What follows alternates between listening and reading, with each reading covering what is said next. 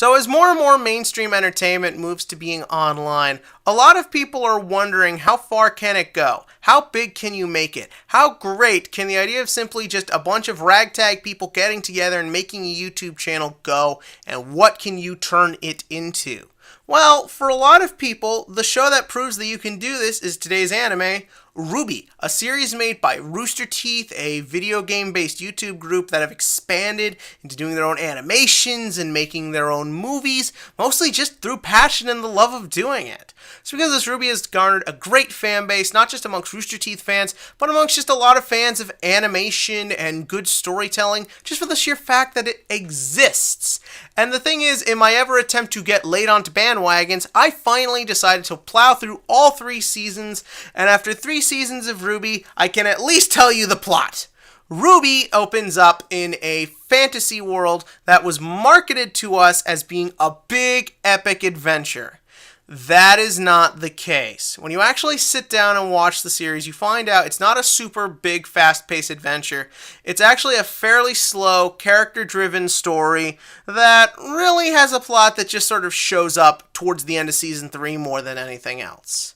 But fortunately, that's what I love about RWBY, is simply just this character element. It's very much just about these girls, and it makes sure to make everyone likable. That is so important in a show like this. So often than not, we see these big studio things that, for the most part, just don't even bother to make characters likable or interesting. They're just so enthralled with making everything big and epic. And the thing is, from a small group like Rooster Teeth, that's what I was expecting.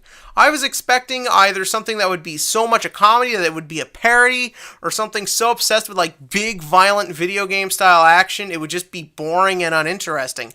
But no, Rooster Teeth knows what they're doing here. They focused on the likability of the characters first and their personality. And that is very exemplified through our main character, Ruby Rose, who is part of why the title is what it is. She's just this likable 15-year-old girl. She's obsessed with making weapons. She's quiet, but at the same time she still likes her friends. She's social, but she doesn't always know how to get into groups. All of these things are presented just through the way she acts. There's no exposition. There's no sort of, oh, I'm tortured. No, just make the character likable. This is one of the most likable characters I've seen in a long time. And fortunately, the rest of the characters complement her perfectly.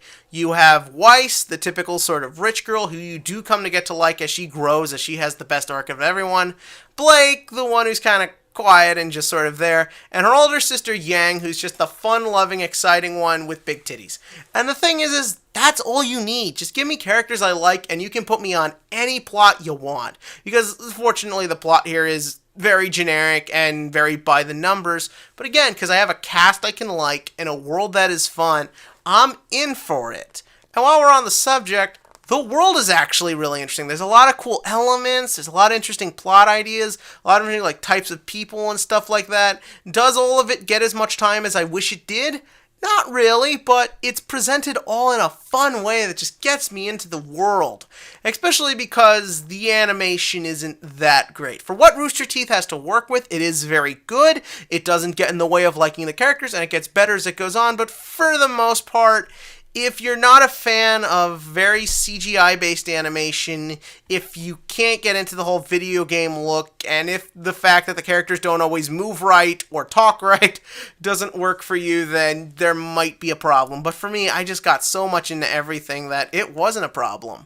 Sound-wise, it's also very good. I don't care for the fact that the openings try and continue the make it seem big and epic when it's not marketing of the show, but it really doesn't create that huge a problem. But when the fights are going on, they sound great. It's got a lot of atmosphere, a lot of cool tension. All of that is very well done. Now, are there any problems to this show? Yes! First up, the pacing. This is a slow show, but the problem is they try to start setting up the main plot from the beginning. So now that we're 3 seasons in and we're just now learning everything, it makes thinking about the show kind of awkward, and there are a lot of moments where I'm like, we didn't need that, we didn't need this character, we didn't need a lot of stuff. A lot of it is very slow and more focused on certain things. As I said, Blake really isn't that well used a character. There are way too many characters in this who I really just don't care about. And the thing is, when we do learn the plot and when we start getting into it in Season 3, it's not very interesting. This show, like I said, is very by the numbers. So when it tries to trick you and put in some big plot twists, honest to God, it really just does nothing for the show. And the way season 3 goes, I really just got more annoyed than anything else. When we do find out what's really going on, it's so dumb, and I just don't care, to the point where at the end of season 3, finale, I just completely checked out. I just didn't care anymore. But will I continue and watch season 4? Probably. Also, the episodes are all different lengths, so that can get awkward because some are only 4 minutes long. But the thing is, would I continue this series? Of course. I like these characters. I like where they're going, and I like that Rooster Teeth just did this. I like that they put the effort into it, that they're really trying. There's going to be a screw-up or two, but the fact that they're willing to put in the effort and just go for it, I think is really commendable, and it's awesome. They made a really fun, enjoyable show, and I want people to know that you can just get together and do this, that it is possible. Does that mean I'm maybe going a little bit easy on this one? Maybe, but there's a spoiler discussion to get into all that, so don't worry. But what did you think? In the comment section below, give me your thoughts on RWBY, what you liked about it, what you didn't like about it. And as always, click to like and click to subscribe so we can all be here for Volume 4.